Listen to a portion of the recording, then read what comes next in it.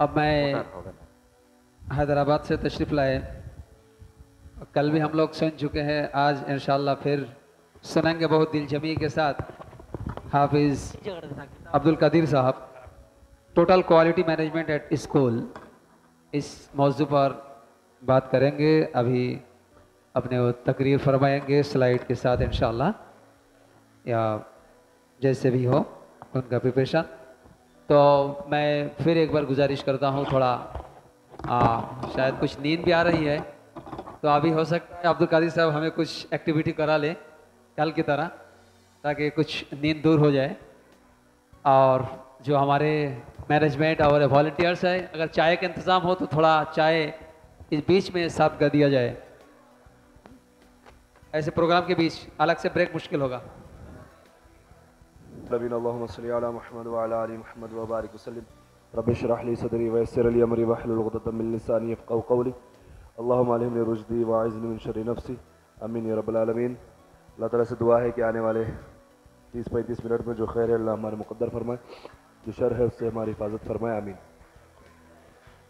The topic that I have been given is of total quality management. This is a concept of management again, developed in Japan, and there are multiple concepts within this mega concept of total quality management. And due to the paucity of our time and also understanding the needs of our schools, we have taken one simple concept of problem solving. Problem solving का अगर आपको एक framework मिल जाए कि problems को हम कैसे solve कर सके, then whether it is IT problem or whether it is HR problem, whether it is finance problem, hopefully inshallah we will be able to resolve those problems. And बहुत जल्दी से इंशाल्लाह इसको we will wrap up. So अगर आप गौर करके देखें, the purpose of education जो है ना, it solves some problem, ठीक है। right from अगर तालीम की अगर बात करें कि अल्लाह ताला से बंदे को जोड़ना का मतलब ये है कि अल्लाह ताला से बंदा दूर है, तो तालीम की बुनियाद पे बंदा जो है वो अल्लाह ताला से नज़दीक हो सकता है। तो मतलब ये है कि एक प्रॉब्लम है, वो प्रॉब्लम को जो है ना तालीम सॉल्व कर देती है। तो यहाँ से शुरू होके आपके जूता टूटा होने तक जो है, जो द पर्पस ऑफ अगर हम देखें आउटकम ऑफ एजुकेशन, तो उसमें जो है वो है प्रॉब्लम सॉल्विंग, कि कोई एक प्रॉब्लम है उसको सॉल्व करने की जरूरत है तालीम की रोशनी में। अब हम देखेंगे कि की इनसाइट्स क्या है प्रॉब्लम सॉल्विंग में। पहली चीज ये है कि माइंडसेट,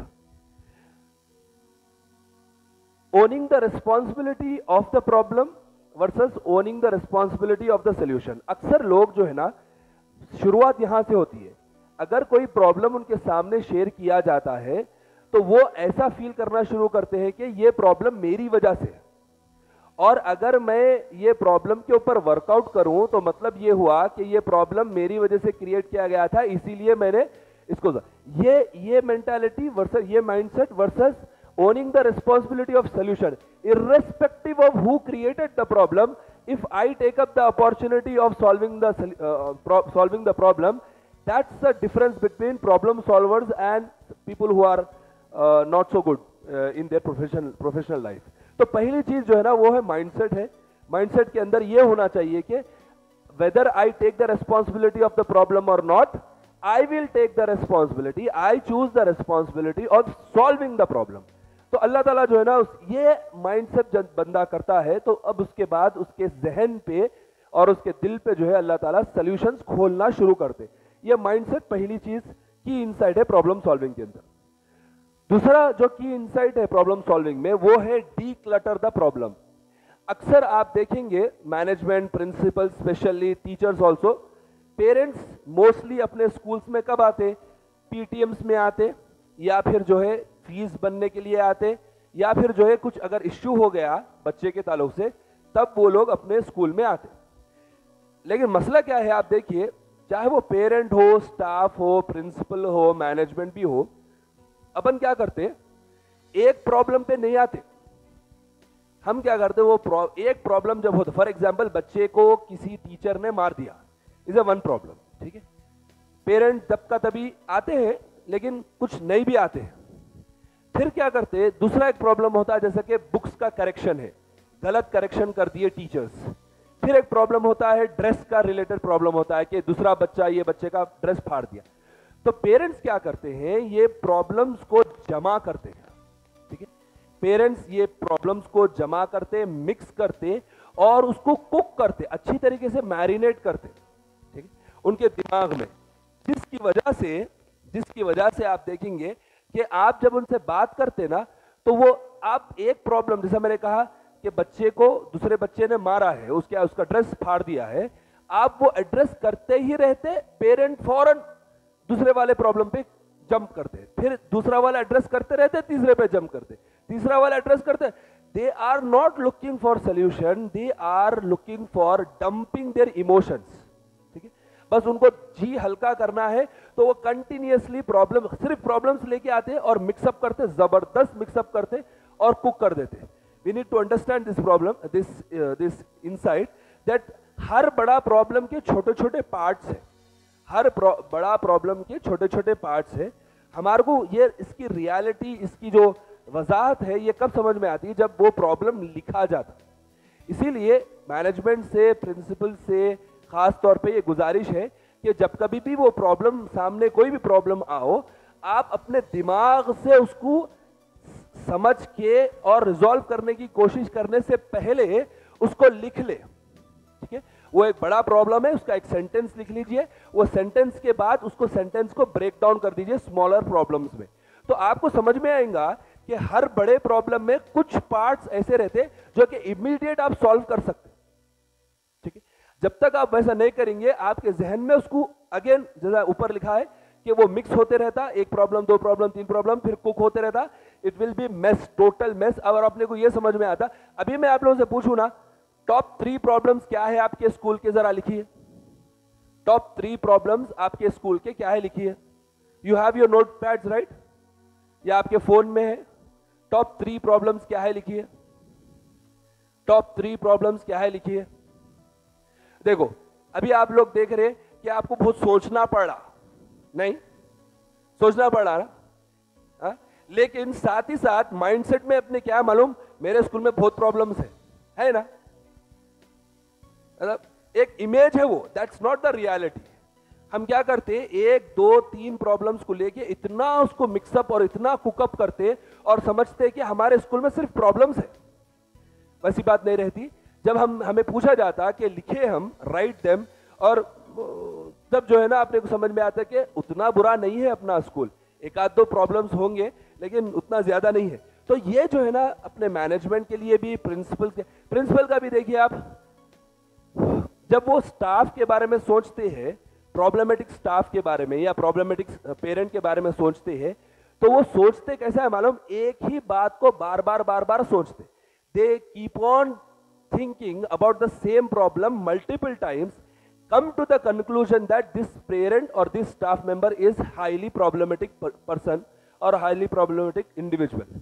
तो वो अपने को समझने के। तो दूसरा इंसाइट जो पहला मैं बोला कि owning the responsibility of the solution, not the owning the responsibility of problem। जरूरी नहीं है आप अगर सोल्यूशन की तरफ काम कर रहे हैं तो आप ही वो प्रॉब्लम क्रिएट करें, ऐसी बात नहीं है, हमें सोल्यूशन की तरफ जाना है। दूसरी चीज ये है कि don't mix up the problems, don't cook the problems, break down the problems, declutter the problem. हर बड़ा प्रॉब्लम को अगर आप लिखेंगे तो आप देखेंगे कि you can create smaller problems, छोटे प्रॉब्लम्स बन जाते वो, and at least one of that small problem you can solve immediately. आपको खुद ये समझ में आता when you start writing the problem. Third की इनसाइट है, ये है प्रॉब्लमिस्टिक थिंकिंग इज की टू प्रॉब्लम सॉल्विंग। देखिए problem one is rarely caused by reason number 1. Most of the time it is a mixture of, it's a combination of reason 1, 2, 3। कल आप लोगों से बात में किया था कि डॉक्टर वर्सेस फार्मासिस्ट वाला क्या करता, सर का दर्द है तो प्रॉब्लम नंबर P1 उन्हें ये समझता कि R1 से ये P1 हो रहा, इसलिए वो S1 देता। आप समझ में आ रही, प्रॉब्लम P1 अगर है तो R1 का उसका रीजन है और उसका सोल्यूशन S1 है। लेकिन अगर आप डॉक्टर को देखेंगे तो he will understand, she will understand that P1 is a combination of R1, R2 and R3. That is why they give S1, S2 and S3. Solution number 1, solution number 2, solution number 3. ये अपने को समझने की जरूरत रहती. Problems बार बार repeat होते, सेम प्रॉब्लम बार बार रिपीट इस वजह से हो रहे because we have not seen this, we have not understood the reasons behind it. There could be multiple reasons and for each reason we need to develop a solution and for each solution there needs to be steps. तो प्रॉब्लमिस्टिक thinking अपने को करने की जरूरत रहती है कि कौन सा रीजन कितना परसेंटेज का कंट्रीब्यूट कर रहा है ये प्रॉब्लम को और कौन सा सोल्यूशन कितना सॉल्व कर देगा ये प्रॉब्लम को. एंड एक बहुत बेचैनी अपने पास रहती कि अगर हम एक प्रॉब्लम बोले और सोल्यूशन हमारे सामने आए तो हमारे दिमाग में ये बात रहती कि अब ये सोल्यूशन लगाने के बाद ये प्रॉब्लम कंप्लीटली खत्म हो जाना चाहिए. ऐसा मुमकिन नहीं है. अगर वो 50% भी हो रहा है, 25% भी हो रहा है, 30% भी हो रहा है, उसको हमें अडॉप्ट कर लेना चाहिए. ठीक है. अगर हम 100% की तरफ जाएंगे तो it will take more time, it will create more frustration in our own mind. And a frustrated mind of a principal, a frustrated mind of the management is very dangerous for the entire school. वो बच्चों का future दांव पे लगा हुआ है. Fourth की insight है कि हम जो है ना प्रॉब्लम्स को पिक्चर्स में देखें. थोड़ी देर के लिए ना मैं इससे पहले आप लोगों को बोला कि प्रॉब्लम्स को लिख लिया जाए. अगर आप प्रॉब्लम को उतारे ना तो और आपको क्लैरिटी आना शुरू होती है. फॉर एग्जांपल आप देखिए चाय है. एक चाय बनाना एक 12 साल 13 साल की लड़की के लिए, लड़की या लड़का जो भी है उसके लिए जो है ना मुश्किल है. जरा उसको स्टेप्स समझाने की जरूरत पड़ती. आप वही जो है ना उसको पिक्चर के जरिए से बताने की कोशिश करिए तो वो पिक्चर की वजह से उसके पॉसिबिलिटीज ओपन अप हो जाते हैं. फॉर एग्जांपल आप देखिए चाय में हम जो है ना चीनी क्यों मिलाते हैं? क्यों मिलाते चीनी? क्यों मिलाते? टेस्ट के लिए मिलाते, राइट. अब देखिए आप इनोवेशंस कैसा क्यों आते वजूद में, वो इस वजह से कि अगर हम पिक्चर में देखेंगे ना वो चीनी को तो हमारे दिमाग ये सवाल करता है ऑटोमेटिकली कि ये मिठास जो है और कौन से प्रोडक्ट से आ सकती है. कौन से आ सकती है? गुड़ से आ सकती है, जो जैगरी बोलते हैं उसको, उससे आ सकती है. और हनी, शहद से आ सकती है. आप समझ रहे बात को? That's how the possibilities open up. ठीक है. तो when we see problems in pictures the possibilities open up. ठीक है. पांचवा की इंसाइट देखिए, लाइफ ना a kind of paper setting, entrance exam. जैसा कल जो है नूर अमीन सर फरमा रहे थे अल-अमीन मॉडल कॉलेज के स्कूल के कि जो नीट के जो स्टूडेंट्स हैं, जो कॉम्पिटिटिव एग्जाम्स है, कॉम्पिटिटिव एग्जाम्स में क्या रहता, जो क्वेश्चन पैटर्न है ना, क्वेश्चन पेपर पैटर्न है ना, वो 100 क्वेश्चंस रहते, लेकिन उसमें कुछ क्वेश्चंस बहुत ज्यादा डिफिकल्ट रहते और कुछ क्वेश्चंस डिफिकल्ट रहते. उनकी डिफिकल्टी लेवल कम बढ़ के रहती, वेरी इजी भी रहते. अपने को क्या है मालूम इशू कि अपन क्या करते, जो स्टूडेंट है वो बच्चा जो है फर्स्ट प्रॉब्लम से शुरू करता सॉल्व करना, तो उन्हें सीक्वेंस वाइज पूरा 100 तक जाता. जिसमें क्या होता, अक्सर बच्चे जो है आप सुनते होंगे कॉम्पिटिटिव एग्जाम के बच्चे 50%, 60, 40%, 30% पेपर्स वो अटेम्प्ट ही नहीं कर पाते because they go by sequence. तो अब जो बच्चों को ट्रेनिंग मिल जाती है तो वो लोग समझते कि where are the very easy problems. पूरे 100 क्वेश्चंस में से कहां सबसे आसान प्रॉब्लम्स है, ताकि मैं सबसे पहले वो टैकल कर लूं. देखिए जो हार्ड क्वेश्चन है और अगर टाइम प्रेस हो रहा उस पे तो it becomes even more difficult. However जो इजी क्वेश्चन है ना, ये इजी क्वेश्चन के ऊपर टाइम का प्रेशर उतना नहीं रहता. तो ऐसा ना हो कि इजी क्वेश्चन हम बाद में करेंगे बोल के छोड़ देते और टाइम के प्रेशर के ऐड में जो है ना फिर एकदम हम इजी क्वेश्चन भी बराबर नहीं कर सके. तो लाइफ भी जो है ना ऐसे ही है कि it's a question paper that is having difficult, easy, very difficult, very easy problems. तो अपनी लाइफ के बारे में ये समझना कि if I am able to solve, अभी आप देखिए लास्ट 3 इयर्स में, लास्ट 2 इयर्स में, लास्ट 1 ईयर में आप कितने प्रॉब्लम्स सॉल्व कर सके. That is why we need to keep this small document of problems and their possible solutions at our branch. Problems and possible solutions at our branch बोल के. तो उसमें आप देखेंगे कि आपने बहुत सारे प्रॉब्लम्स बहुत आसानी से सॉल्व कर चुके. इश्यू क्या हो जाता, जब माइंडसेट जो है हमारा ऐसा हो जाता कि we will not be able to solve the problems, हमारे इतने गहरे प्रॉब्लम्स है हम सॉल्व ही नहीं कर पा रहे. Why are we saying that? Is because we are focused on very difficult problems of the question paper. That's not true. आप अगर यहां पर देखिए, वेरी डिफिकल्ट प्रॉब्लम 8 से 10 है, लेकिन पूरा पेपर कितने का है? 100 का है. अगर आप वेरी डिफिकल्ट को हटा भी दिए, ठीक है, और डिफिकल्ट को आप 50% आप सॉल्व कर सके, तो स्टिल आप देखेंगे कि आप 70 मार्क्स 75 मार्क्स के रेंज में 75 क्वेश्चंस आप सॉल्व कर चुके हैं अपनी लाइफ में. ठीक है, ऐसा मत समझिए कि I am unable to solve the problems या मेरे पास नहीं है वो क्षमता. वैसा नहीं है. की इनसाइट ये है कि to solve, the person who is not solving even very easy problems is the person who is setting up himself for a failure. हाँ, तो हमें समझना चाहिए 50 to 60 to 70% भी हम लाइफ के प्रॉब्लम्स, आपके ब्रांच के प्रॉब्लम्स अगर आप सॉल्व कर चुके हैं, then your branch is doing very well. ठीक है, ओके. अब इसकी प्रैक्टिस कैसा करना है, ये बोनस इनसाइट है. बोनस इनसाइट क्या है बोले तो पजल्स. छोटे बच्चों के पजल्स रहते हैं, आपको भी मालूम है. हम जो है ना कहीं वो पजल टाइम हमारे से मिस हो जाता. मैनेजमेंट की बात कर रहा हूं खास तौर पे. We need to practice our problem solving skills through puzzles. Puzzles जो है ना वो स्टोरीज है. एक स्टोरी रहती है, उसके अंदर कुछ छुपा हुआ रहता है, उसको हमारे को समझने की जरूरत रहती. जब the more we practise puzzles, the better we become at problem solving. उसी तौर पे सुडोकोस आपको न्यूज़पेपर्स में, टाइम्स ऑफ इंडिया वगैरह, हिंदू पेपर में आप लोग को मिलते, वो नंबर्स है. तो नंबर्स को आप जब जंबल करते, इधर उधर देखते, तो आपका सीक्वेंस बैठना शुरू होता. तो सीक्वेंसिंग वाला आपका दिमाग जो है ना प्रोग्रामिंग शुरू कर देता. अब अंडरस्टैंड करिए ये बात कि अगर हम जो है ना, these are the same techniques used to develop ChatGPT and other AI tools. तो उसमें वो लोग प्रॉब्लम सॉल्विंग के ऊपर ही काम करते.